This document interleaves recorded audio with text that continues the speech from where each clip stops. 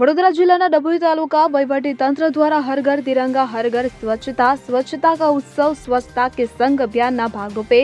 tower ચોક ખાતેથી તિરંગા યાત્રા કાઢવામાં આવી હતી, જેમાં તાલુકાના ધારાસભ્ય શૈલેષભાઈ મહેતાના અધ્યક્ષતામાં રેલીનું પ્રસ્થાન કરાવવામાં આવ્યું હતું, કે જેમાં મદદનીશ કલેક્ટર રવિરાજસિંહ પરમાર, મામલતદાર પ્રતિક સાંગાડા, ચીફ ઓફિસર જય કિશન તડવી, નગરપાલિકા પ્રમુખ તાલુકા વિકાસ અધિકારી તેજલબેન રાણા, જિલ્લા મહામંત્રી બીજે બ્રહ્મભટ્ટ, તાલુકા ભાજપ મહિલા પ્રમુખ સોનલબેન કિશોરભાઈ સોલંકી, સલીમભાઈ ગાંધી, ભૂપેન્દ્રભાઈ પટેલ, કિરીટભાઈ વસાવા, કેળુ ઠાકોર,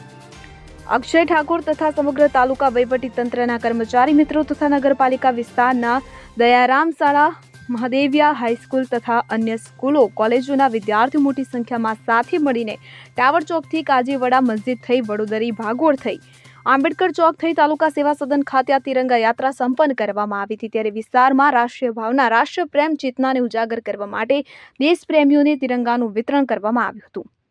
આ પ્રસંગે ધારાસભ્ય દ્વારા શહેર તથા તાલુકાની પ્રજા રાષ્ટ્રીય ચેતના જાગૃતતા કરવા માટે નાગરિકોને હર ઘર તિરંગા હર ઘર સ્વચ્છતા અભિયાનની